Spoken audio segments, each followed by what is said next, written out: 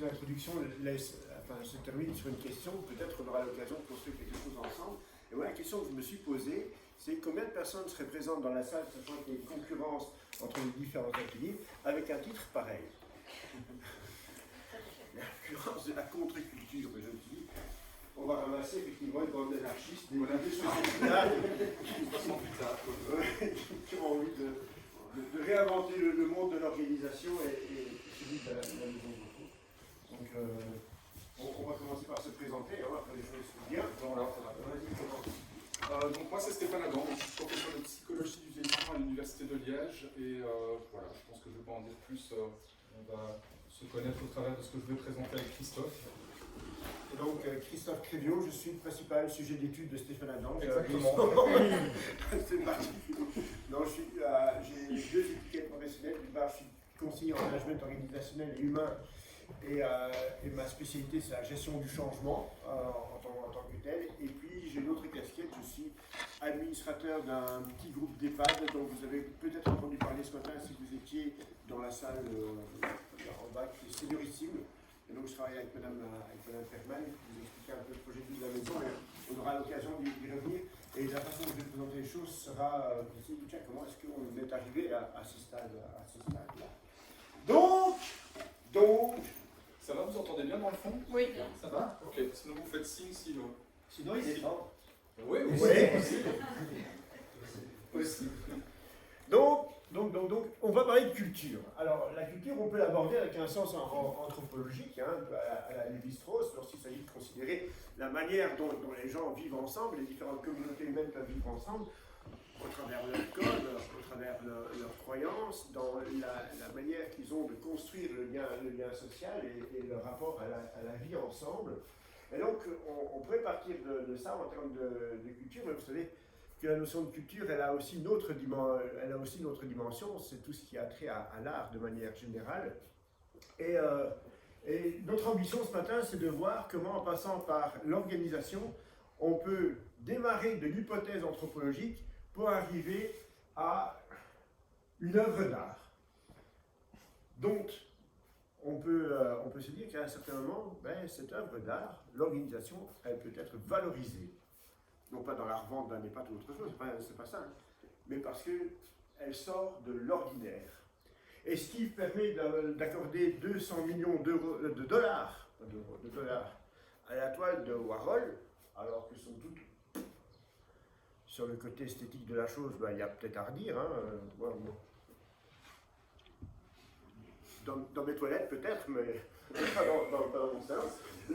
Au-delà du côté esthétique, il y a une chose qui est claire, c'est son unicité. Et donc, le propos ce matin, c'est de voir comment est-ce qu'on peut permettre à chaque organisation de cultiver l'unicité qui va en faire sa valeur. Et comment on arrive là, sur cette question-là. Je reviens là-dessus, donc, pour y parvenir, on va prendre un prisme qui est celui du management en général. On va parler de culture organisationnelle. Cette fois-ci, on va la définir très correctement en se reposant sur ce que Edgar Schein a pu en faire, c'est-à-dire l'ensemble des hypothèses qu'un groupe humain s'est donné à développer ensemble pour résoudre deux questions. D'une part, répondre aux besoins de l'environnement et d'autre part, pouvoir s'intégrer ensemble. Ça veut dire quoi en gros? C'est répondre à deux choses. C'est quel est notre projet, donc la réponse aux besoins de l'environnement, quel est notre projet, qu'est-ce que l'on veut offrir aux seniors qui sont aux alentours de la maison de retraite, la maison de repos, qu'est-ce qu'on leur propose, et donc ça c'est une chose, et vous savez que même si la mission des différents EHPAD est sensiblement la même, elle va avoir une connotation qui va varier en fonction de l'endroit où on se trouve, en fonction du public que l'on accueille, en fonction des gens qui vont effectivement remplir cette structure. Et donc à partir de là, comment est-ce que l'on s'organise? Et ça, c'est pas rien comment on s'organise. Alors dans les discours ce matin, j'ai beaucoup entendu des « il faut »,« il faudrait »,« il faut absolument que », ou des modèles de type Lean ou d'autres choses encore, le fast track, ce qui était là. Donc c'est conceptualiser, modéliser toute une série de choses. Donc comment elles s'organisent pour fonctionner ensemble? Et est-ce qu'il est possible de fonctionner ensemble?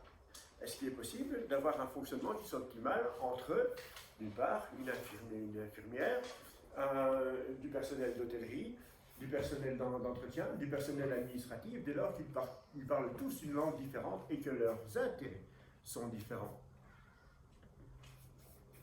Alors vous allez dire, mais l'intérêt, il est forcément commun, c'est s'occuper du Seigneur. Oui, mais le prisme avec lequel je regarde va faire que la façon d'y parvenir va être différente et forcément, elle ne coïncide pas aux priorités ou aux contraintes qui restent sur l'autre.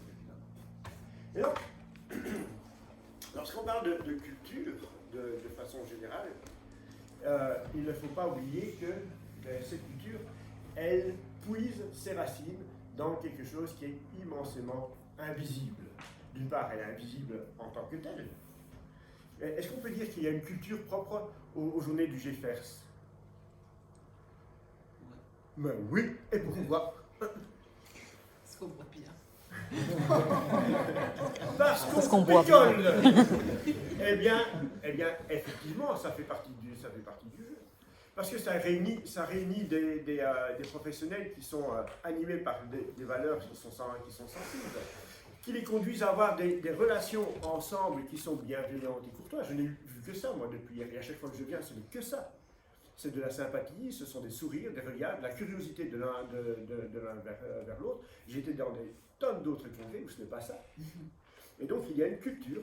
Et donc, on a inventé une façon de vivre ensemble qui a été impulsée par l'ensemble des fondateurs dont on a vu, on a rappelé les noms hier. Bon, M. Philippon fait partie, M. Esbin, je ne sais plus qui, les autres. Bref, peu importe. Il y a une culture qui est là, qui est initiée par les fondateurs, qui est renforcée par les gens qui sont là. Et tout ça nous vient de nos différents contextes professionnels aussi, parce que nous travaillons dans l'humain. Mais ça nous vient aussi de la façon dont nos parents nous ont éduqués. Ça dépend de la façon dont nos premiers mentors nous ont pris sous leur aile. Tout ça, il nous reste des traces. Et c'est avec ça que l'on construit notre rapport au monde. Et donc, dans la question de l'organisation en tant que telle, il y a des choses qui sont purement invisibles. La façon de construire le lien social, et ce lien social, il va être construit par des choses qui sont encore plus profondes. Prenons juste un exemple. La notion de vérité. La question de la vérité. Okay? On construit nos rapports au travail sur la base du fait que l'interlocuteur en face de nous livre une information qui normalement est correcte et vraie. Okay? Parce que si elle n'est pas correcte et vraie, on commet un péché. Cette notion de la vérité nous vient de notre culture judéo-chrétienne. Dans d'autres cultures, la notion de vérité est très relative. Ce qui va être important, par exemple, c'est de ne pas perdre la face. Et donc l'information qu'un professionnel peut vous livrer dans un contexte pareil peut tout à fait être erronée, si jamais elle devait le compromettre dans sa recherche de résultats. Okay? Mais quand on fonctionne au quotidien, ceci nous échappe complètement. Et donc lorsque l'on parle d'invisible et de visible dans les soins, on peut gratter très loin pour avoir ce jus-là, cette essence-là qui nous anime, mais de manière tout à fait inconsciente. J'ai dû collaborer à un certain moment dans des univers interculturels où ce genre de paramètres a interféré. Je vous assure, c'est cocasse. Il y a des trucs qui vous rendent fou, la vérité, la question du don contre don ou des choses comme ça. Franchement, ça vous bouscule. Et donc, il est difficile de construire. Donc, s'il est possible pour nous de construire des missions qui tendent vers le bien-être du senior en l'occurrence, ou du patient en l'occurrence, c'est parce qu'on a des bases culturelles qui le permettent. Bon, alors, ça décidément j'ai un problème. On va dire, il y a des bases culturelles qui nous permettent. Toutes les maisons de repos sont donc différentes, parce qu'elles sont dans des environnements différents, composées de personnes différentes, avec des résidents différents, dans des lieux différents. Je vous assure, en Belgique, vous prenez deux maisons de repos, mais l'une quasiment en face de l'autre, ou l'une à 5 km de l'autre, puisque comme je vous ai dit, nous on est un petit groupe, on a des maisons qui sont, les plus proches sont distantes d'une dizaine de kilomètres, et le plus loin c'est une cinquantaine de kilomètres. Les cultures sont complètement différentes. Il y en a une qui est à la campagne et l'autre en ville, par exemple. Je vous assure, la façon de se comporter au sein de la maison de repos est sensiblement différente, ce qui fait que il faut construire des solutions qui soient adaptées par rapport à ce public-là. vous arrivez, on pourrait dire, on prend une compétence d'un côté, on la met de l'autre, ça va se passer facilement. Ça ne va pas se passer aussi facilement que ça. Parce que la personne ne va jamais comprendre la distance que va mettre le résident dans un environnement urbain et peut-être un peu plus bourgeois, et que de l'autre côté, on va favoriser la proximité relationnelle parce qu'on est dans un environnement, je dirais, plus de campagne, et que, la mise à distance est une difficulté, et donc on va très vite être dans le tutoiement, très vite dans la proximité relationnelle. Mais si le soignant ne sait pas décoder ça, s'il ne sait pas s'adapter, il va être en échec forcément. Donc toutes les maisons de repos sont différentes, mais il y a quand même des points communs. Les résidents, c'était mieux avant, évidemment. Ils étaient plus gentils, ils étaient plus respectueux, ils étaient surtout moins exigeants, en meilleure santé. Aujourd'hui, ils sont vieux et dépendants quand ils arrivent en maison. Et en plus, ils sont très exigeants. Ils ont connu les hôtels 5 étoiles à Benidorm, mais quand ils arrivent, il faut... Mes valises, s'il vous plaît. Et en plus, ils sont animés par les familles qui sont tout aussi exigeantes. Donc, franchement, le métier est devenu épouvantable. Et ça, partout où je passe, c'est ce que j'entends. Donc, je n'invente pas. Les équipes, c'était mieux avant aussi parce qu'elles savaient ce qu'était le travail. Hein. On disait ce matin, la génération Z, c'est épouvantable. Hein. Ils cherchent d'abord des expériences professionnelles avant d'avoir la volonté de sacrifice pour la mission de l'organisation.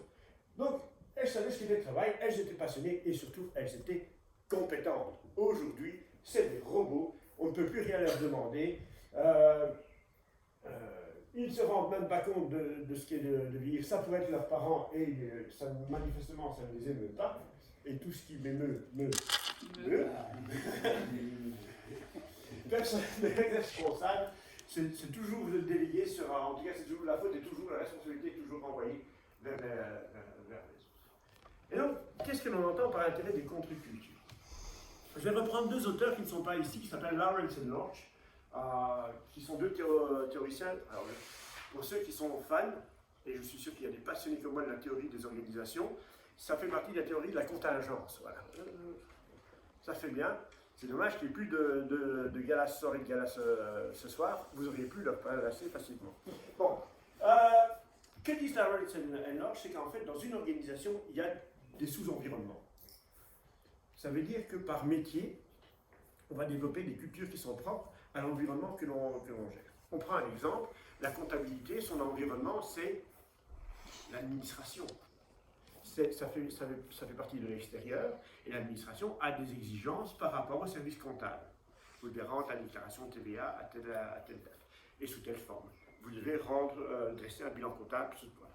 Et donc, le service comptable, lui, sa principale préoccupation, c'est le respect du timing, c'est la rigueur du chiffre et de l'information. Okay. Les infirmières, quel va être leur principal critère d'efficacité? Un soin qui soit techniquement bien réalisé, avec un certain souci d'efficience. Donc il faut atteindre le résultat dans un temps qui soit tout à fait géré et qui soit le plus économe possible. L'hôtellerie, vous demandez au chef cuisine, sa principale préoccupation, c'est d'enchanter les résidents à partir de ce qu'il produit. Dans un coût de journée alimentaire qui lui est donné, mais il va être là-dedans. Donc lui, il se fout pas mal de savoir qu'une facture doit être rentrée tel jour à telle heure. Ce qui est le principal pour lui, c'est de voir le sourire du résident lorsqu'il découvre son assiette et qu'il a l'occasion d'y goûter. C'est toutes des logiques différentes, parce qu'elles répondent à des critères, il y a des sous-environnements qui sont différents. Et le tout, c'est qu'il faut faire fonctionner ces différents indigènes, je vais dire, ensemble, et qu'ils puissent parler la même langue. Et c'est là la difficulté. Parce qu'on vient avec des modèles qui sont « il faut que vous fassiez », ça ne marche pas. Par contre, écoutez ce qu'ils ont à dire pour construire ensemble. C'est peut-être plus compliqué, mais le résultat, il est nettement plus efficace. Et donc l'intérêt des contre-cultures, c'est ça. Pensez que moi, je vous ai dit tout à l'heure, je suis gestionnaire de ces 4 maisons de repos. Pensez que dans les 4 maisons de repos, dans chacun des services, tout le monde a fonctionné de la même manière que moi j'ai décidé, je me mets le doigt dans l'œil, mais jusqu'au cervelet, hein, ça ne marche absolument pas. Moi je propose un cadre avec des valeurs communes, Et puis, je dois surtout écouter ce qui se passe sur le terrain. C'était un propos qui était partagé ce matin. La participation du terrain, je dois les écouter parce qu'eux sont face au problème. Vous connaissez tous Sun Tzu, évidemment. Stratège chinois de 2500 ans en arrière. Il disait sur le champ des opérations, le général n'a rien à dire. Seuls ceux qui sont au plus proche de l'action peuvent décider et savoir ce qui est bon à faire pour rendre la victoire possible. Ce n'est pas celui qui est dans son bureau, peut-être à 100 km du champ de bataille, qui va pouvoir savoir ce qu'il y a lieu de faire. Et donc, c'est un peu ce principe-là, tout en sachant que, et c'est ce qui est important, je parlais tout à l'heure des différentes cultures en fonction des professions. Maintenant, imaginons que nous soyons ici tous soignants, tous infirmiers, et qu'on est à s'occuper d'une 200 résidents, et donc il y aura 50 résidents au premier étage, au rez-de-chaussée, 50 au premier étage, 50 au deuxième, 50 au troisième. Okay? On a beau se dire, voilà comment on va soigner, voilà comment sont nos processus, voilà comment sont nos procédures. L'interprétation de ces consignes va varier du rez-de-chaussée au premier, et au deuxième, et au troisième. Ça veut dire quoi? Ça veut dire que l'interprétation qui va être faite des consignes va dépendre de la culture faite par les collaborateurs en place. C'est ça les sous-cultures. Et dans la sous-culture, qu'est-ce que l'on entend? Et en vous parlant, je suis en train de voir le temps qui passe, et je me dis qu'il faut absolument que je mette du temps, sinon ça va. je suis parti là jusque ce soir, donc, voilà, je reprends par après. Donc je termine là-dessus. On peut décider d'une manière de fonctionner ensemble à partir du moment où on découpe avec de l'espace-temps, finalement. L'espace, c'est simplement le fait d'avoir des niveaux architecturaux différents. Vous allez réinventer des pratiques différentes. Quand je dis la limite du temps, c'est la même chose. Vous demandez aux résidents quelle équipe a travaillé ce week-end, parce qu'on a des rotations d'équipes le week-end, donc il y a l'équipe 1 pour le week-end 1, et puis l'équipe 2 pour le week-end 2, et ainsi de suite. Ce sont tout le temps les mêmes équipes qui travaillent ensemble. Eh bien, ils savent très clairement vous dire qui a travaillé le week-end. Parce que le service, la relation va être faite de façon différente. Je prends un exemple, dans une équipe, le travail c'est très sérieux. Et on preste strictement l'heure qui est dite. Pour l'autre, le travail est important. Mais la manière de vivre ensemble est aussi importante. On va s'autoriser de l'humour. Mais comme on est un peu cool ensemble, il est normal qu'on commence 5 minutes plus tôt et qu'on finisse éventuellement 20 minutes plus tard. C'est pas grave, l'intérêt c'est que la mission elle soit réalisée. Est-ce qu'il y a une façon de faire qui est mieux que l'autre? Non, pas forcément. Ils ont développé les bonnes solutions par rapport à leur environnement.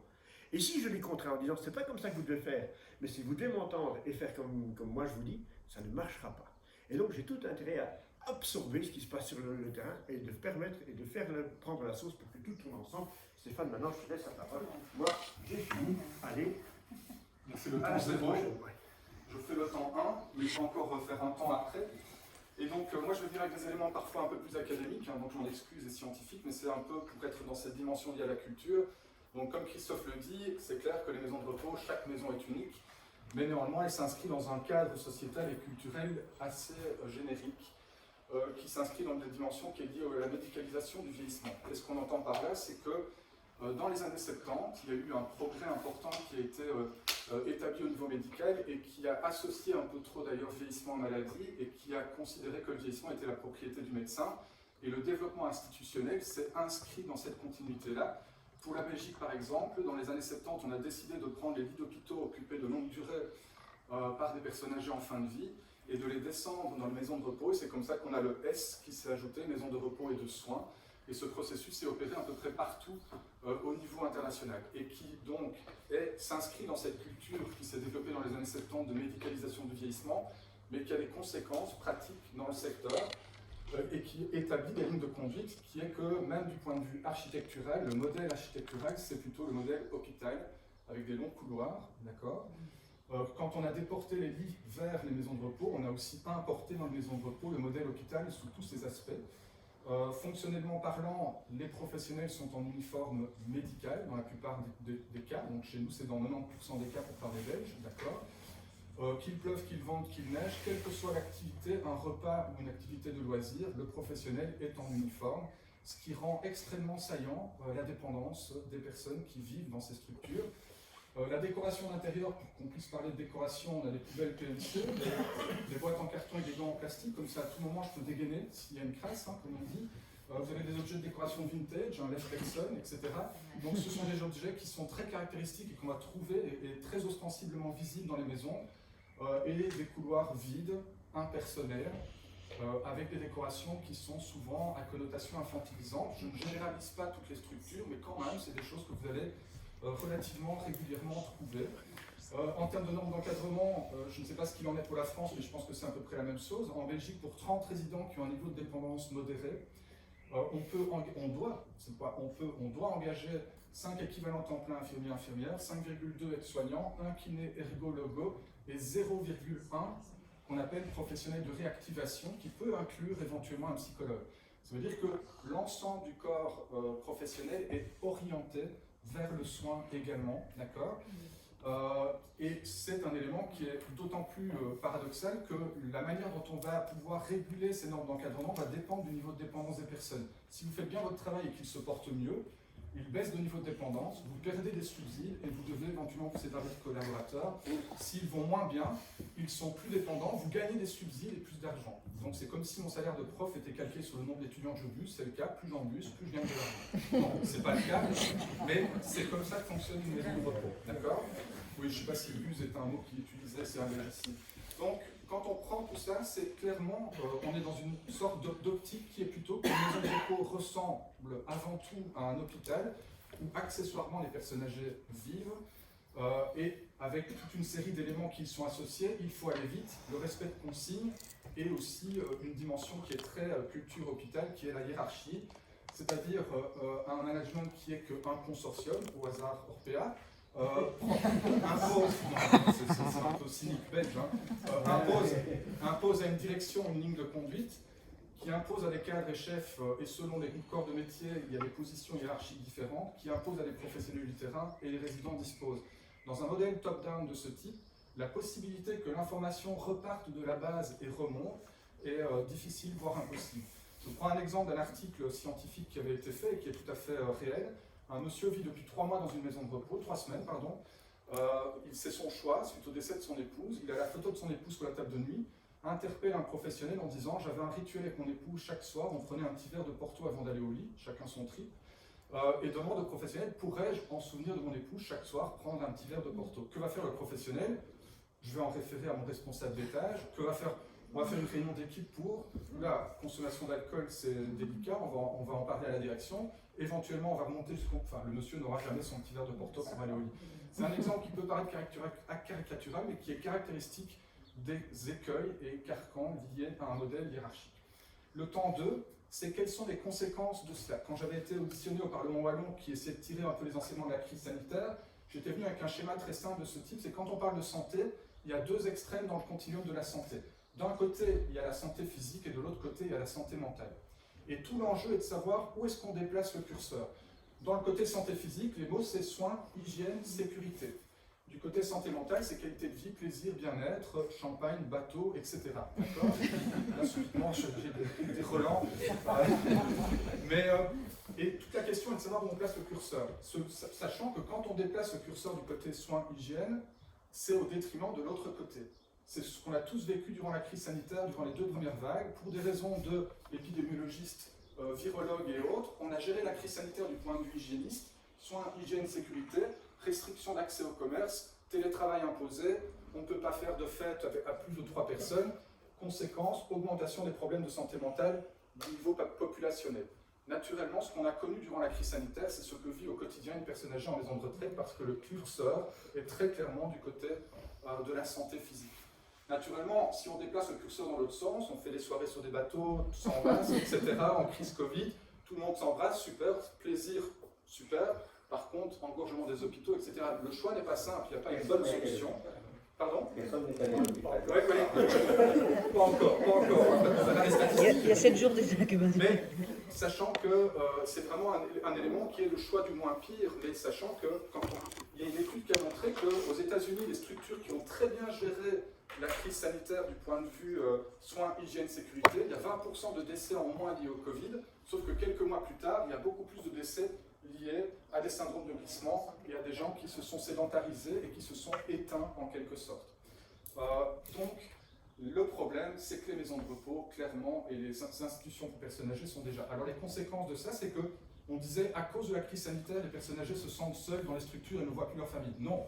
Avant la crise sanitaire, sur 5115 résidents, 61% d'entre eux, et c'est avant la crise sanitaire, se sentent modérément seuls, et 35% d'entre eux se sentent sévèrement seuls. Donc la solitude n'a pas été créée par la crise, c'est le système qui crée la solitude. Dépression. Avant la crise sanitaire, 50% des personnes âgées vivant en maison de retraite se sentent dépressives. Par ailleurs, en Belgique, il n'y a pas de psychologue dans les maisons de retraite. C'est-à-dire que la dépression est traitée du point de vue médical par des traitements médicamenteux qui sont des antidépresseurs non testés chez les personnes âgées et qui génèrent des effets secondaires qui sont très coûteux pour la sécurité sociale, les chutes, le risque de développer une maladie d'Alzheimer et la mortalité plus précoce. Autre élément, on dit c'est difficile de travailler en maison de retraite et la crise sanitaire a mis une pression sur les professionnels. Avant la crise sanitaire, les études suggèrent qu'il y a plus de burn-out chez les professionnels travaillant dans les institutions pour personnes âgées par rapport aux professionnels qui travaillent dans les hôpitaux, les instituts psychiatriques ou dans le soin à domicile. D'accord ? C'est quand même assez troublant. Alors la question c'est, il y a un changement possible et il y a un mouvement qui s'est opéré depuis maintenant une trentaine d'années qui s'appelle le culture change, le changement de culture. Et quand on dit changement de culture, ça montre bien l'importance du changement attendu entre ce qui est et ce que l'on pense que ça devrait être. C'est qu'une maison de repos ne doit plus être un lieu de soins où accessoirement les personnes âgées vivent, mais un lieu de vie comme à la maison, où le soin, il existe, c'est pas nier le fait qu'il ait besoin de soins, mais qu'il doit être rendu moins visible en fait. Il doit être invisibilisé autant que faire se peut. Je donne ici les arguments scientifiques qui nous amènent d'ailleurs à être dans cette ligne de conduite. Je vous ai parlé de la décoration très saillante. Sachez qu'il y a des études qui disent qu'on devient là où on vit, en quelque sorte. On devient ce qu'on mange. Donc, vous avez mangé quoi hier? Ah, ben voilà. On devient là où on vit. Je vais donner l'un ou l'autre exemple, et je ne vais pas être exhaustif et je vais être assez rapide. On a fait passer, c'est en Suisse ici, on a fait passer des tests de mémoire. Oula, la lumière. Ah ouais. On a fait passer des tests de mémoire à des personnes âgées. Soit elles passent un test de mémoire dans un bureau neutre, et le professionnel est en civil, soit ils sont dans un hôpital, et le même professionnel est en blouse blanche. Résultat, la performance est moins bonne chez les personnes âgées qui sont testées dans le milieu médicalisé. Ça, c'est une des études d'une de mes doctorantes. On fait marcher les personnes âgées, elles ont des capteurs sur le corps, et on mesure les paramètres de marche au millimètre près. Toutes vont faire le même exercice, marcher 5 mètres aller-retour, se lever d'une chaise, tenir en équilibre sur un pied quelques secondes, surmonter un obstacle. Tous les paramètres de marche sont reproduits sur un écran d'ordinateur et on mesure tout au millimètre près.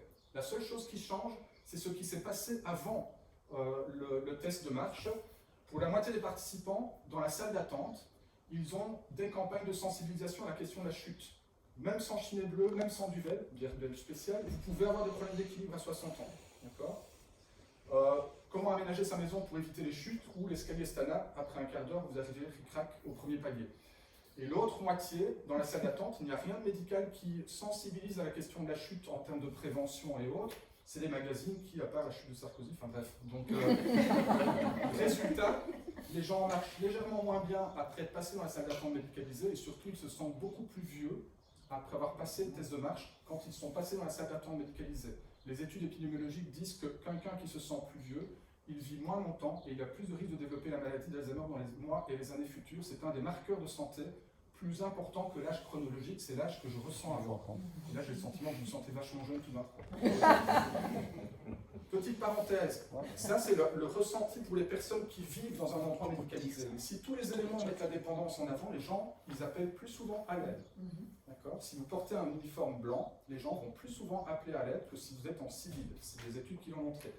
Votre regard sur les personnes sont aussi contaminés. Ça, c'est une étude d'une de mes autres doctorantes. On filme une personne âgée qui épluche des pommes de terre, pour les frites, hein, naturellement, et vous voyez que c'est la même réalité qui se présente à vous, c'est les mêmes gestes que la personne âgée fait, sauf que la moitié d'entre vous voyez ma collaboratrice en civil, et l'autre moitié, vous la voyez en blouse blanche.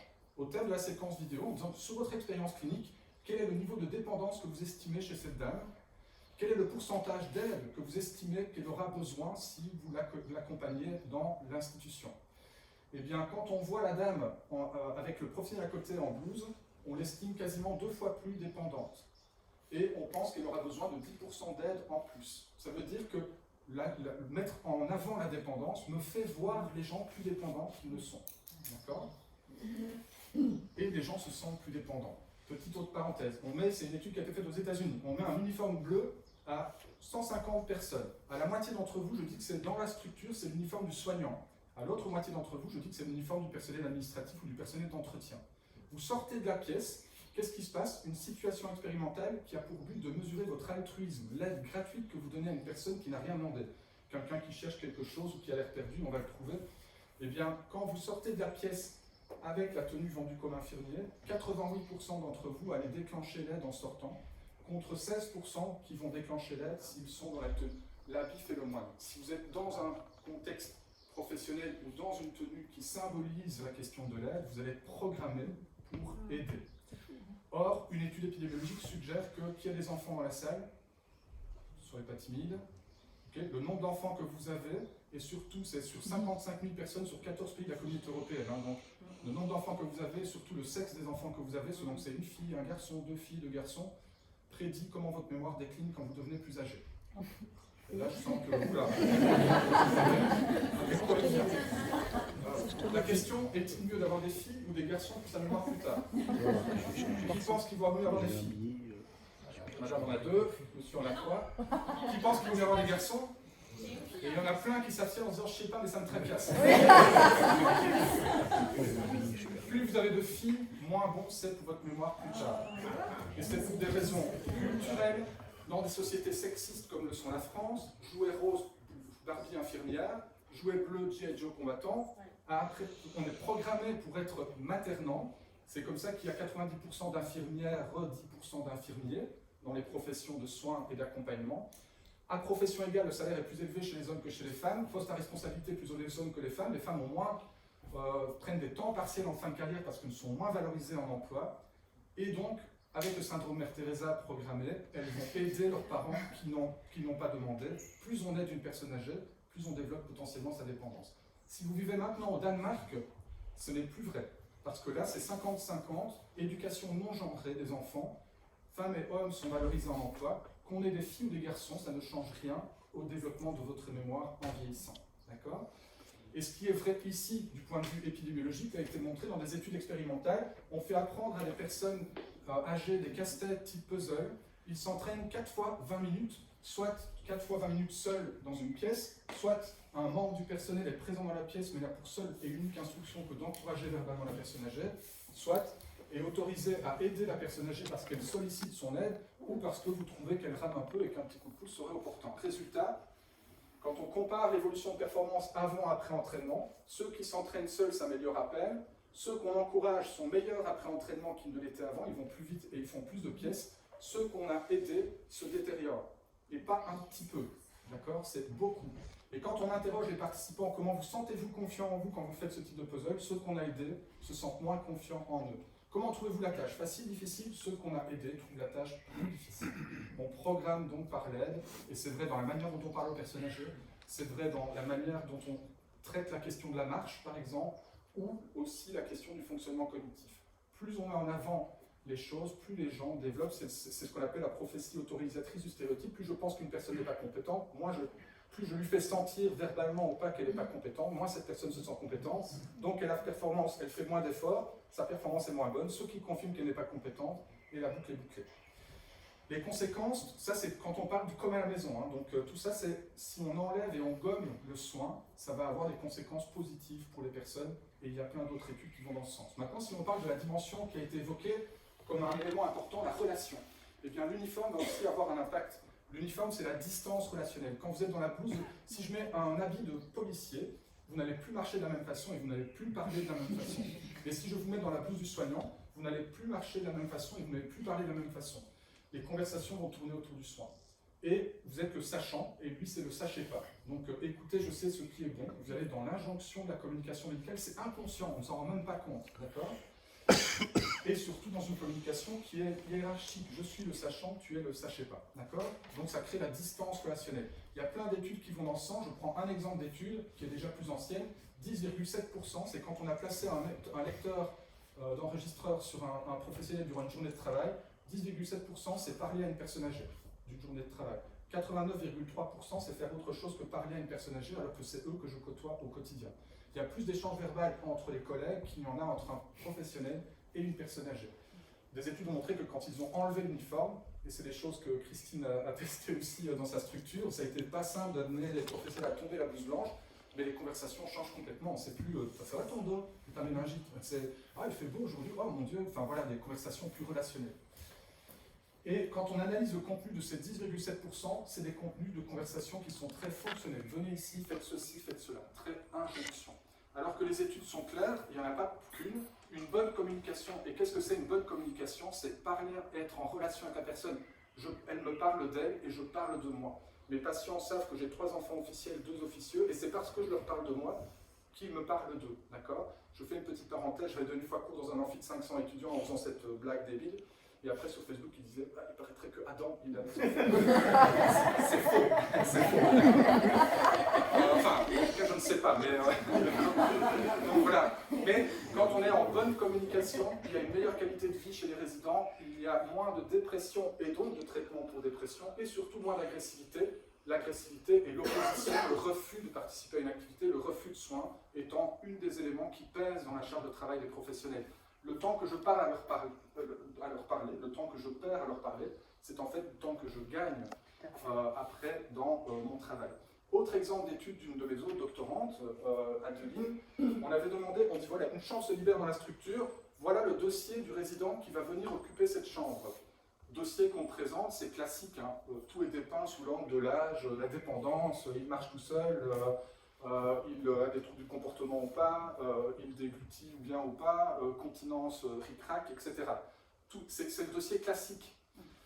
Sauf que, pour la moitié d'entre eux, on ajoute des informations supplémentaires qui sont de nouveau médicales, et pour l'autre moitié d'entre eux, on ajoute des informations supplémentaires qui sont plutôt passionnés par le ping-pong, adorent aller en vacances en Bretagne, aiment de la musique classique et en particulier Boléro Travel. Voilà, des éléments qui personnifient et individualisent la personne.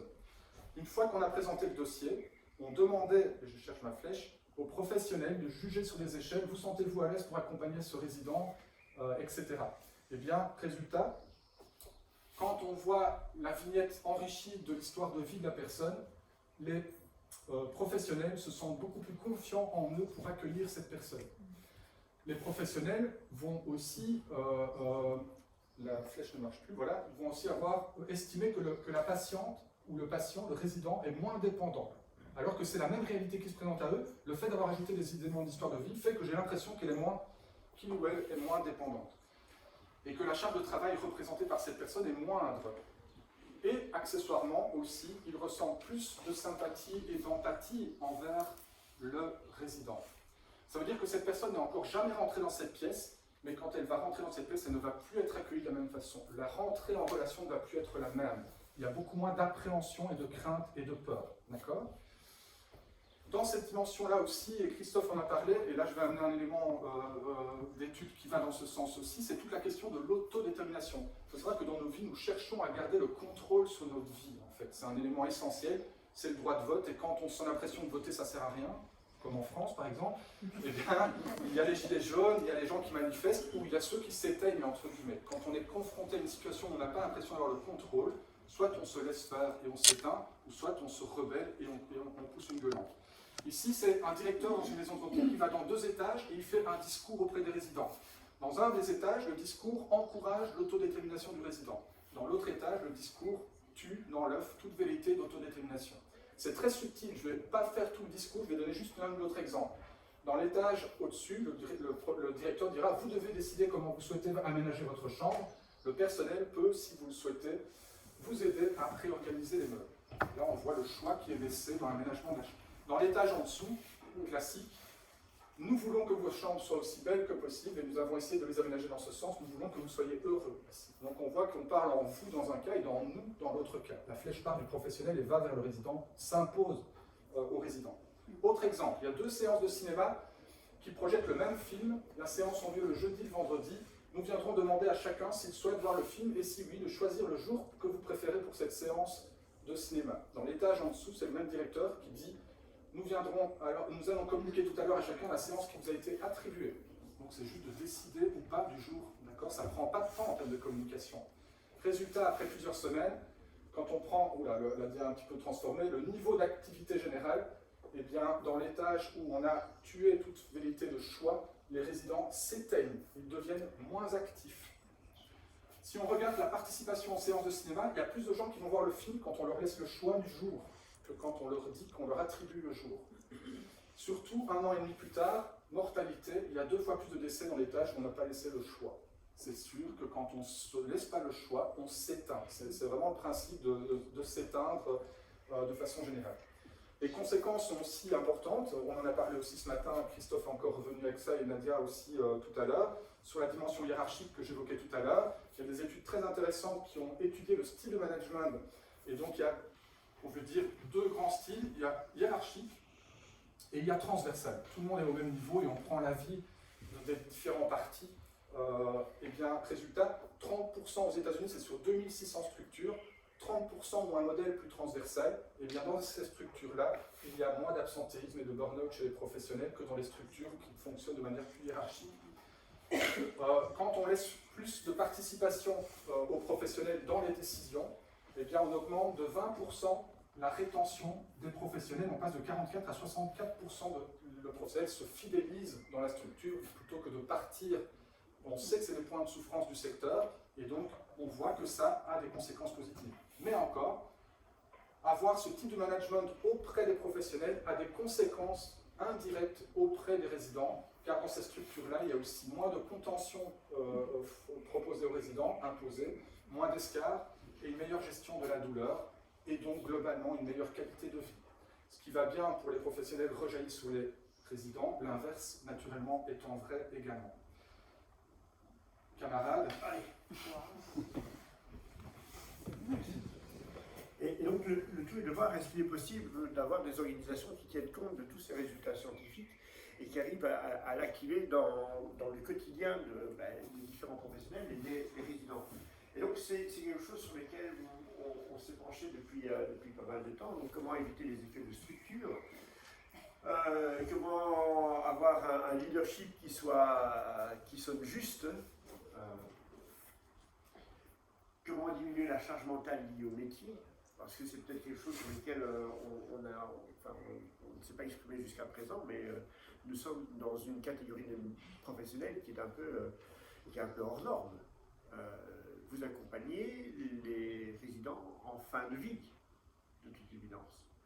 Et donc vous assistez à des états de décrépitude, à la solitude qu'il peut y avoir lors des derniers jours éventuellement. Bref, ça ne peut pas ne pas avoir d'impact émotionnel sur la personne, peu importe le niveau de blindage que l'on peut avoir. Et autre chose qu'on n'a pas évoqué, ce sont les effets de groupe, quoique on en a parlé un peu, je pense, hier matin, les effets de groupe qui font que entre ce qu'il faut faire, ce qui serait souhaitable de faire, et ce que vous avez intérêt à faire en tant que collègue, il y a des écarts qui sont assez différents. Et donc, comment prendre la juste température de ce que la science peut nous apporter en tenant compte de ces effets-là qui se matérialisent dans le quotidien. Et donc, ça, je vais passer, pardon, si vous voulez bien. On y reviendra tout à l'heure, hein, c'est juste pour dire. J'en passe. J'avais déjà présenté dans le précédent. Et donc, comment est-ce qu'on peut arriver à ça? Donc, en tenant compte des spécificités de chaque sous-environnement, comme dit tout à l'heure, et en les faisant évoluer vers des principes qui soutiennent qualitativement la pratique au quotidien et donc qui apportent de la qualité de vie aux résidents. Et indirectement, de la qualité de vie aux professionnels qui sont présents sur le terrain. Donc, il y a 4 niveaux. Le premier niveau, c'est l'acculturation. Ensuite, c'est la notion d'information. Stéphane le disait, autour de l'anamnèse enrichie, la vignette enrichie de résidents, se joue plein de choses. Alors d'abord pour les professionnels qui vont accueillir et qui vont pouvoir donner plus de sens à leur travail, mais surtout pour la qualité de l'accompagnement en tant que tel du résident qui aura un projet qui lui sera un peu plus destiné. Mais si on a cette information, qu'est-ce qu'on fait avec? Le nombre d'anamnèses qui sont faites en maison de repos, qui sont baquées dans des armoires à dossiers que personne ne vient lire, d'une part parce que c'est la paperasserie, d'autre part parce que plus personne ne lit quoi que ce soit, de toute façon, à part les SMS, à part WhatsApp et Facebook, les gens ne lisent plus. Donc comment amener cette information à être partagée pour qu'elle puisse vivre et que l'activité s'organise autour du résident, et comment mettre tout ça en action. Il y a en Belgique, il y a quelques années maintenant, un projet développé par la Fondation Ramon Blanc, il s'appelle YouTube, a permis quelque part à ouvrir les portes vers ce type de culture. On met Tube de côté et on garde en principe cette notion de qualité de vie qui s'organise au travers de la réflexion sur comment construire l'action autour de quelques valeurs clés. Les valeurs clés, c'est, voilà, le résident, il arrive en maison de repos, comment est-ce que je peux m'assurer qu'il ait la reconnaissance en tant qu'individu au degré qu'il souhaite être considéré. Je vais dire comme ça.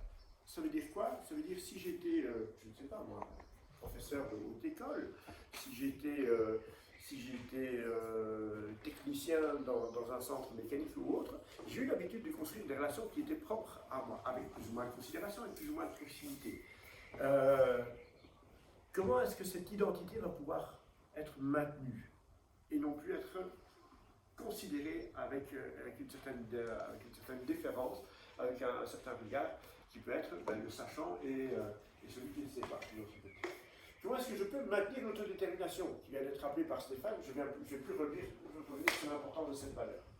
L'activation, c'est-à-dire le sentiment de continuer à vivre et à travers ça, se sentir utile, qui est probablement la principale motivation de vie. Être utile à quelque chose ou à quelqu'un. Nombre de résidents ne rentrent pas en maison de repos alors qu'ils le devraient, parce qu'ils ont un chien ou un chat dont ils ne connaîtront pas l'avenir si eux rentrent en institution. Et donc, ils restent autonomes parce que le chat a besoin d'eux. Et donc, dans la maison de repos, comment est-ce que chaque senior peut continuer, en fonction de sa volonté, à se sentir utile et partager évidemment des tonnes de moments de bonheur en prenant les résidents, en les mettant sur un bateau, en faisant le tour du lac avec du champagne. Mais en général, quand vous leur demandez ce qu'ils veulent faire, c'est ça, hein, c'est pas faire le tour du lac. Et donc, comment est-ce qu'on peut amener une structure à faire vivre ces valeurs-là, à les interpréter en fonction des différents contextes, mais à faire en sorte que chaque action portée touche cette cible-là. Eh bien, il faut leur demander, tout simplement.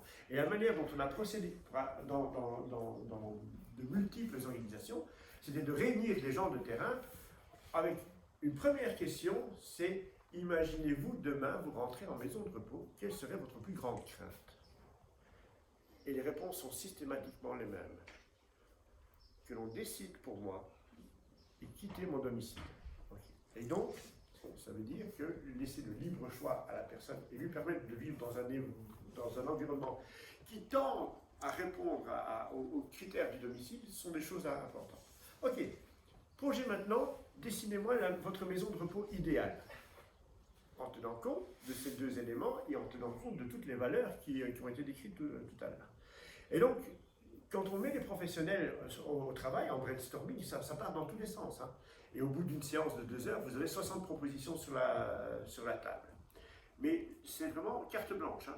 Vous y allez, vous mettez tout ce que vous voulez sur la table. Et donc, je me suis parfois retrouvé avec des propositions qui étaient un peu exotiques. Hein. Ouvrir un sex shop au sein de la maison de repos, mettre une piscine en plein milieu du salon. Mais je vous assure, sur 60 propositions, j'en ai peut-être 10 que l'on peut mettre de côté parce que soit franchement exotiques, soit nécessitant des moyens colossaux et une refonte de l'architecture qui est impossible. Les 50 autres sont valables. Et donc on prend ces 50 autres, on dit ok, dans ces 50 autres, quelles sont celles qui correspondent le plus à ces valeurs-là? Alors on en choisit une trentaine. Et puis dans les trentaines, on dit mais et vous, qu'est-ce que vous souhaiteriez mettre en place demain?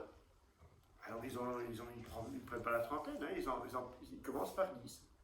Et donc on a une levée comme ça du terrain qui connaît le contexte, qui connaissent leurs habitudes de fonctionnement, qui va commencer à raisonner et à s'activer que pour mettre en place des projets qui touchent ces différentes valeurs.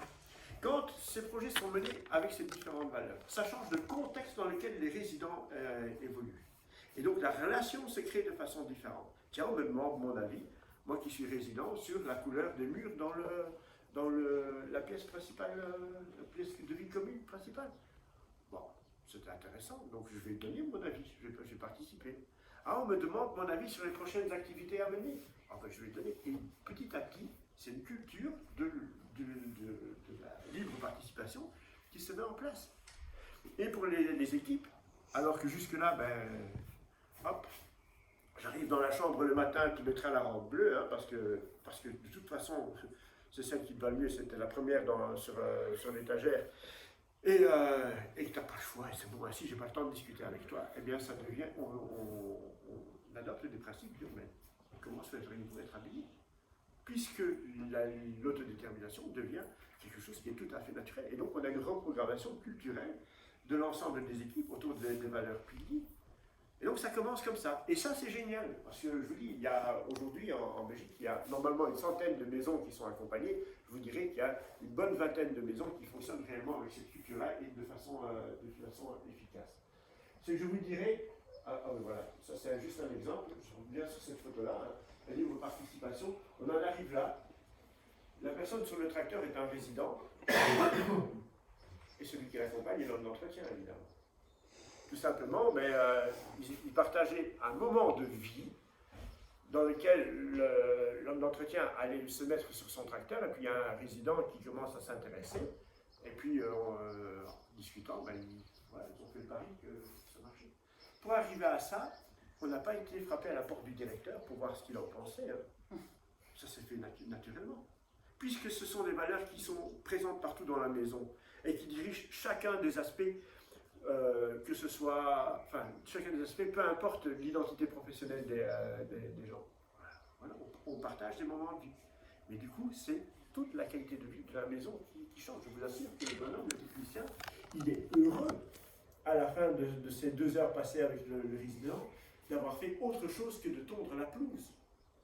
Il a mis du sens à son métier. Et si c'est valable pour le technicien, c'est valable pour tous les soignants, c'est valable pour toute l'hôtellerie, c'est valable pour l'administration aussi. Quand Christine disait ce matin que sa secrétaire qui a un petit don pour la musique, a une chorale et elle fait des ateliers musicaux avec les résidents, elle est évidemment autre chose que secrétaire.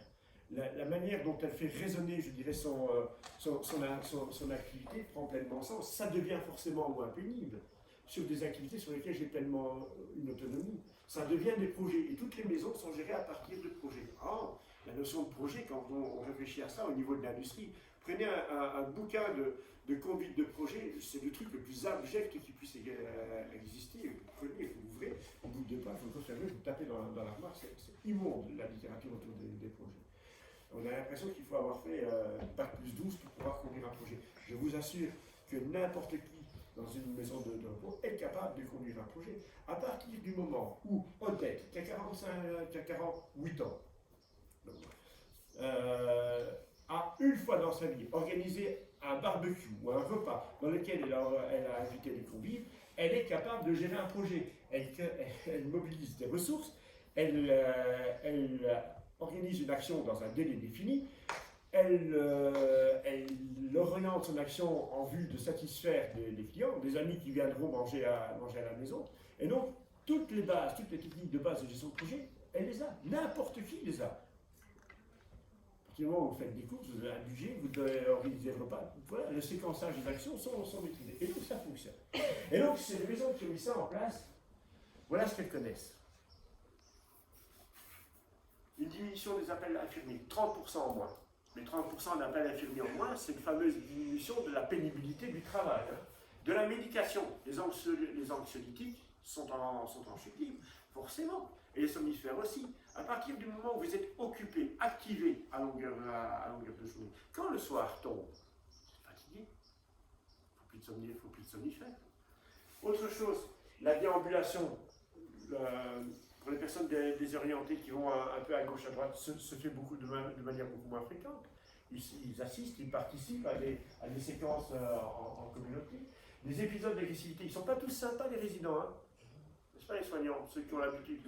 Vous rentrez dans la chambre, parfois vous en recevez une, vous demandez d'où ça tombe, tout de suite vous répliquez, coup de boule, hop, et au moins la chose est gérée. Donc ces épisodes-là, forcément diminuent. Mais oui, quand vous avez passé une demi-heure, je ne sais pas, à faire du pliage de linge, à vous êtes occupé de l'esthétique de la résidence parce que vous aviez un don pour ça, ou à faire le jardin. Je vous assure que quand le résident vous reçoit dans sa chambre, ce qu'il voit, c'est non plus l'intrus professionnel qui va le contraindre à faire quelque chose, mais la personne sympathique avec qui il a partagé une activité.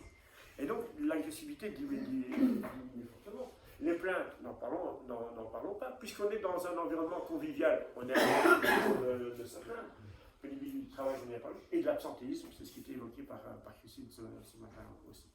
Je vous le jure, mais vraiment, hein, je m'engage personnellement à ça, les personnes qui sont passées, les travailleurs qui sont passés dans ce type de structure, de culture, vous disent, on n'a plus l'impression de travailler.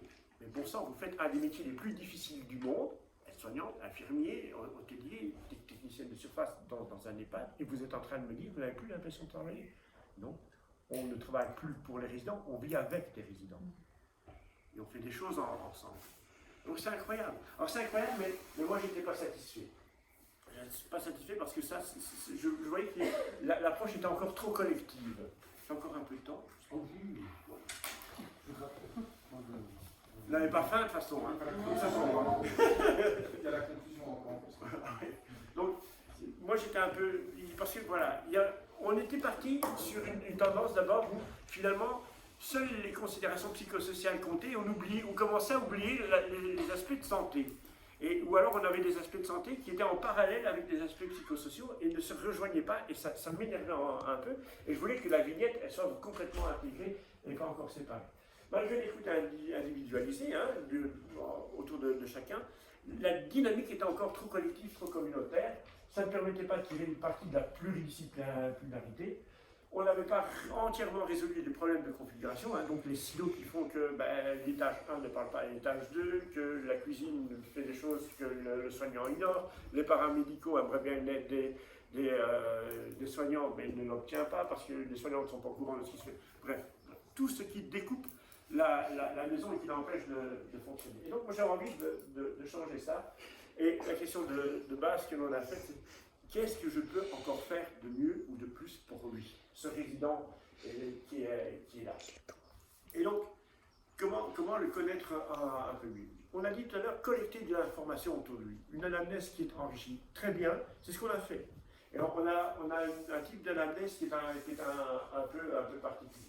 Cette anamnèse va conduire à avoir un projet de vie qui est individualisé. Ce sont des résidents, ce n'est pas mon grand-père que j'ai pris fortuitement en train de faire le jardin. Ils sont actifs réellement. Et ils sont actifs parce que ce qui leur est proposé leur correspond en fonction des ressources dont ils disposent encore, mais surtout par rapport à ce qui les anime. Et donc l'anamnèse de départ est venue de ça. Alors je vais s'appeler la tête côté, je dis. On s'est basé sur la théorie de la satisfaction. Normalement, c'est la satisfaction au travail, mais on va laisser le travail de côté, de Herzberg. Et Herzberg nous dit il y a dans la vie des éléments qui, s'ils sont pris en compte, vont créer de la satisfaction, mais s'ils ne sont pas pris en compte, ne créent pas d'insatisfaction. Et il y a des éléments qui, s'ils ne sont pas pris en compte, vont créer de l'insatisfaction, mais s'ils sont pris en compte, ne créent pas de satisfaction. Je prends un exemple. Hier, nous avons eu du champagne. Ça crée de la satisfaction pour tout le monde. Okay. Si nous avions eu un léger vin blanc et du Coca-Cola, on n'aurait pas été déçus pour autant. Ok? Vous comprenez le truc? Donc si on... C'est pas un bon exemple. Si maintenant je distribue du champagne à tout le monde, ça va créer une certaine forme d'enthousiasme. Le fait de ne pas vouloir en avoir ne crée pas une insatisfaction pour autant. Okay. Par contre, vous êtes assis sur des bancs, ça ne crée pas une satisfaction géniale. Mais si on les retire et que vous êtes debout, ça va créer de l'insatisfaction. Voilà. Maintenant, c'est mieux passé. et donc, en fait, ce qui se passe, c'est qu'un résident arrive en maison de repos avec ses habitudes de vie. On vous retire ces habitudes de vie. Qu'est-ce que ça va créer? De l'insatisfaction, évidemment. Et donc, j'ai intérêt à les capter un maximum pour faire en sorte qu'elles puissent perdurer. Après, je m'organiserai pour faire en sorte que ça fonctionne. Et à côté de ça, il y a des éléments qui ne font pas partie des habitudes de vie. Mais si j'arrive à les toucher, c'est le jackpot pour le résident. Ça veut dire quoi? Des éléments qui, dans sa vie, vont avoir une teinte particulière. Quelque chose qui va vraiment les éclairer. Si j'arrive à mettre ça en place, ça fonctionne. Il faut vraiment bien connaître le résident. Et c'est sûrement pas à son arrivée que je vais avoir cette information-là. C'est dans le quotidien, en laissant traîner mon oreille pour savoir ce qui est. Je prends un exemple pour illustrer ça. Ça se passe dans une de nos maisons. Un résident s'est dit, écoutez bien, ce soir, c'est le concert de Neil Young à Anvers. On est à Mons. Anvers, c'est une centaine de kilomètres au nord. Neil Young, c'est ma rockstar préférée, un bonhomme de 70 ans, hein, donc voilà, mais rocker, Neil Young. Et il me dit, il y a une ergo qui était là. Et l'ergo dit, mais qu'est-ce que tu veux que je fasse avec ça? Parce que, d'une part, on n'a pas de ticket, ensuite, je n'ai pas la permission, on n'a pas de moyens de locomotion, je ne vais jamais pouvoir t'emmener voir Neil Young. Néanmoins, elle va voir le directeur en disant, est-ce que je peux avoir le local des familles ce soir? Oui, bien sûr. Et pourquoi? Mais Albert m'a demandé de participer au concert de Neil Young, c'est forcément impossible, mais j'ai une petite idée.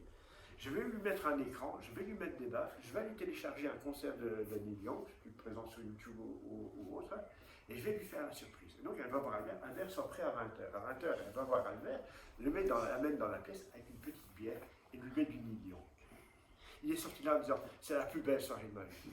Des histoires comme ça, je peux en écrire une encyclopédie maintenant. C'est ces petits points qui vont vraiment éclairer Cette personne a vécu la meilleure soirée de sa vie avec une bière et un concert de Neil Young sur YouTube. C'est juste incroyable. Mais ça, on peut le développer pour tous les résidents, si on arrive à capter cette information. Et je vous assure, quand je dis je peux écrire une encyclopédie, je peux raconter des histoires qui vont vous faire péter le cœur d'émotion, hein, tellement il y a des trucs de fou qui se réalisent quand c'est comme ça. Et donc, ça, c'est l'analyse de départ. Cette information, elle doit aller quelque part pour qu'elle soit exploitée. Et donc, on a créé des petites communautés de vie. Cette structure, que l'on soit 168, 120 ou 170 lits, on les découpe en fonction des critères architecturaux, de manière à avoir des petites communautés d'une vingtaine de résidents. Comme je le dis toujours, quand j'étais au collège, on était 800 dans l'école, ben, je dirais proportionnellement, pas grand monde ne me connaissait. Par contre, dans ma classe, tout le monde me connaissait, je connaissais tout le monde. Donc des interactions sociales se faisaient sur de petits échantillons, des petits terrains. Et donc on a créé la même chose. Et donc dans ces petites communautés, les résidents sont amenés à développer une vie ensemble, dans laquelle ils se reconnaissent mutuellement et sur lesquels ils ont une emprise, c'est-à-dire la décoration, la manière de vivre leur est propre. On recrée des sous-cultures, des contre-cultures, mais qui partagent tous des valeurs communes. Dans ces petites communautés, pour que ça fonctionne, il faut que les encadrants soient partiellement fixés. Ça veut dire quoi? Je connais des maisons de repos qui pratiquent la rotation totale du personnel. Ça veut dire qu'aujourd'hui, je m'occupe de vous, demain c'est monsieur, après-demain c'est monsieur. Bref, il va peut-être falloir un mois avant que je vous retrouve. Quand je vous revois, je ne sais pas si vous allez mieux que la veille, je ne sais pas si vos médicaments ont été pris, si on en a vraiment parlé à la remise de service, hein, mais l'information est passée vite. Puis vous avez l'air un peu agressif aujourd'hui, donc je vais faire très vite et hop, je vais passer à autre chose. Je n'ai aucune chance de susciter l'implication à 200% du soignant. Par contre, quand j'ai une petite communauté et je dis il y a une infirmière responsable, trois aides-soignantes et surtout l'auxiliaire de vie, la technicienne de surface, qui est fixée elle aussi. Voilà, vous êtes responsable de cette petite communauté. Les choses sont différentes. Le moindre petit pépin de santé, la moindre petite altération du bien-être est captée et discutée. C'est dans cette petite communauté que je vais injecter l'anamnèse, pour que ça devienne par la suite un projet de vie. C'est de là que les projets de vie se naissent. Et les projets de vie, tout le monde y participe. C'est-à-dire que la technicienne de surface, qu'on a rebaptisé, hein, parce que technicienne de surface, il se passait quelque chose d'assez terrible avec ce terme. Donc elles étaient déconsidérées parce qu'elles étaient techniciennes de surface, nettoyeuses. Et ça m'a supporté. On les a appelés les auxiliaires de vie. Ça a une autre conception en France. C'est une appellation qui existe en France, mais qui n'existait pas forcément en Belgique. Mais les auxiliaires de vie, parce qu'elles, comme on le disait hier, elles prennent soin du cadre, de l'esthétique du cadre. Et elles en savent beaucoup plus, à certains moments, sur les résidents que l'infirmière elle-même. Et donc, capter l'information et ne pas la réintroduire quelque part dans un débat, ça n'a aucun sens. Et donc, il faut que ces personnes, elles participent aussi à des micro-réunions qui se produisent au minimum une fois par semaine, une fois tous les 15 jours, en fonction de la taille et de la culture de l'établissement. Ça veut dire qu'on a des habitudes différentes. Tout simplement, pourquoi? Pour être sûr que, au niveau d'une communauté, d'une unité de vie, chaque personne soit vue au moins une fois par mois, fasse l'objet d'un report d'information. Plus rapide s'il y a un problème de santé, et dans ce cadre, ça part au comité pluridisciplinaire ou le médecin coordinateur. Ceci, et je ne terminerai pas ça pour laisser Stéphane vraiment conclure. Ça, c'est, je reviens là-dessus, c'est important. Ça a été dit ce matin, hein, c'est la même photo utilisée sur le diapo ce matin. La personne qui est en train de faire l'esthétique, c'est une auxiliaire de vie. Donc, elle est technicienne de surface, c'est simplement de surface capillaire, voilà. Et donc, simplement, cette dame était coiffeuse dans une autre vie. Elle a ce talent-là. Et donc, elle est venue avec ce projet en disant, mais tiens, avant les week-ends, à la veille des week-ends, on pourrait mettre en forme le brushing de nos résidents qui vont accueillir leur famille durant le week-end. Et donc, on lui laisse un espace de temps pour ça. Et donc, la personne, elle vient avec, quand elle vient au travail, elle vient avec tout ce qu'elle est, pas uniquement les compétences restrictives sur lesquelles la fonction va la solliciter. Et du coup, une autre relation se met en place et ainsi de suite. Je vais, ça aussi. Alors, juste une petite anecdote. Voilà des résidents qui viennent voir leur directeur en disant on aimerait bien une salle de gym. Et le directeur dit où est-ce que vous voulez que j'aille vous trouver ça? Il n'y a pas de salle de gym ici. Il me reste un local. Et le directeur dit mais je veux bien vous le donner, mais vous m'aidez à le transformer. Et voilà. Alors, ça a pris 15 jours pour peindre 10 mètres carrés de... Mais ça n'a pas d'importance. Ils venaient, ils mettaient en couleur la couleur qu'ils avaient choisie eux-mêmes, on peint, évidemment, au bout de 2 heures, ils avaient fait 1 mètre carré, ils étaient morts, fatigués, c'est pas grave, ils buvaient le pain, et ils recommençaient le lendemain. Et donc, je soupçonne d'avoir fait traîner le chantier uniquement pour... mais ce sont donc des résidents. La salle de gym était à peine équipée. Voilà, c'est devenu un lieu social terrible. Peu importe s'ils soulèvent des haltères de 50 kg ou rien du tout, l'important c'est qu'ils viennent, ils parlent, ils s'amusent entre eux. Ça, je passe, je vous ai parlé. Et ça, c'est terrible. Ça, c'est vraiment terrible. Et on entend que dans nos cultures actuelles, on crache beaucoup sur les réseaux sociaux. Je vous assure, c'est un levier énorme pour nous. Alors, pendant le Covid, et de manière générale, il y a une sorte d'opacité entre ce qui se passe chez les familles et ce qu'ils imaginent de ce qui se passe au sein de la maison de repos. Bien, puisqu'ils ne peuvent pas être présents en permanence et voir comment leurs parents évoluent en permanence, on a une vitrine. Et cette vitrine, c'est la page Facebook de la maison. Toutes les activités, les animations, et ça fuse évidemment, l'activité d'animation, sont captés, des petits moments pour la mise à l'honneur d'un résident, où tout est envoyé. Évidemment, on a demandé la permission légale avant la diffusion. Je dirais 95% des gens ont accepté, que ce soit pour le personnel ou les résidents. Et donc, ça montre qu'il y a de la vie à la maison, ça montre aux familles que leurs parents continuent à vivre dans la maison. La chose qu'on n'imaginait pas, c'est que ça crée un effet marketing énorme. Et ce qui fait qu'aujourd'hui, alors que certaines maisons, entre guillemets, concurrentes sont toujours à 15% de taux d'occupation en moins par rapport à la moyenne avant Covid, on a des listes d'attente chez nous. Des gens parce que le bouche à oreille fonctionne, parce que ceci fonctionne. Et je vous assure, sur cette plateforme qui est Facebook, je n'ai que des... Alors, j'ai des résidents qui participent, qui mettent leurs commentaires en dessous. Monique, tu es formidable aujourd'hui. Quelle est belle ma chérie, en parlant d'une aide-soignante ou d'une autre. Et j'ai des familles qui applaudissent. Je n'ai aucun commentaire négatif. Jamais. Et ça se développe. Et c'est devenu une culture. C'est comme ça que les gens vivent. Si je leur demande, est-ce que vous souhaitez revenir au système d'avant, jamais ils accepteront. La conclusion va être rapide, hein, c'est pour essayer de faire le lien avec tout ça, c'est où est le but de tout ça, comme dirait Messi. En refou, mais c'est quelles sont la question des valeurs, essayer de revenir un peu sur ces éléments-là. Je prends le site internet d'un site au hasard d'une maison de repos, c'est même d'un consortium. La philosophie pour X, pour mieux vous accueillir, les soins médicaux, en majuscule gras. La sécurité, l'entretien et la propreté, l'alimentation, on voit le côté super fonctionnel de la chose. Si on vous dit, est-ce que ça vous donne envie, on fait des études où on dit, tiens, si vous deviez vivre là, ou que votre père, votre mère doivent, est-ce que ça vous donne envie? Pas trop. Si vous deviez aller travailler là, est-ce que ça vous donne envie? En fait, pas trop, d'accord?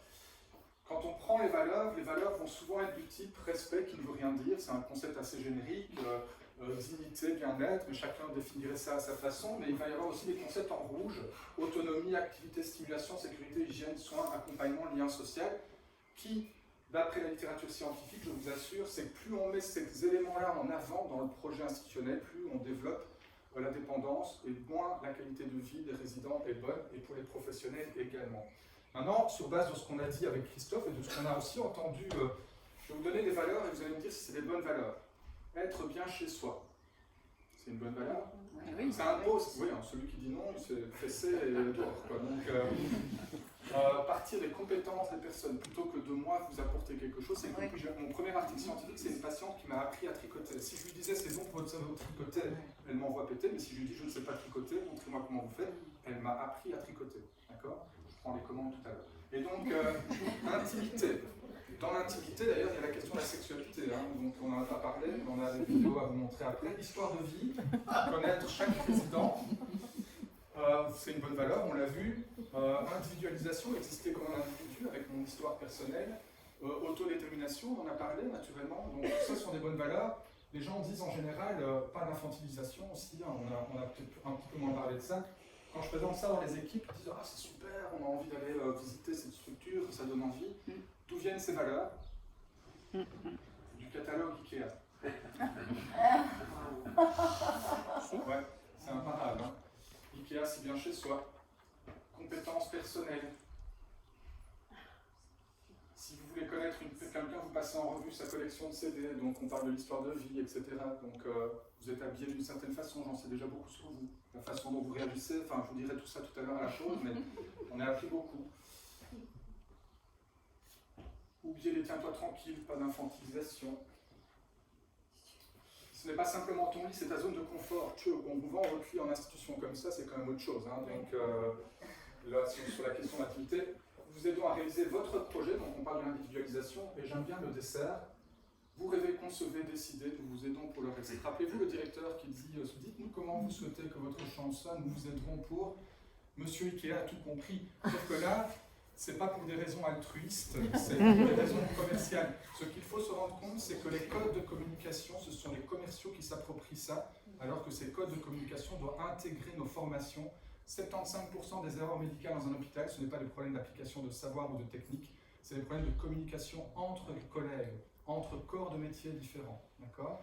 Et on n'a pas d'enseignement à la communication dans nos formations, dans nos cursus de base. Ça fait partie des deux écueils, vieillissement, pas assez de vieillissement dans nos formations et pas assez de communication dans nos formations. Voilà, je pense qu'on a fait le tour de la question. Merci.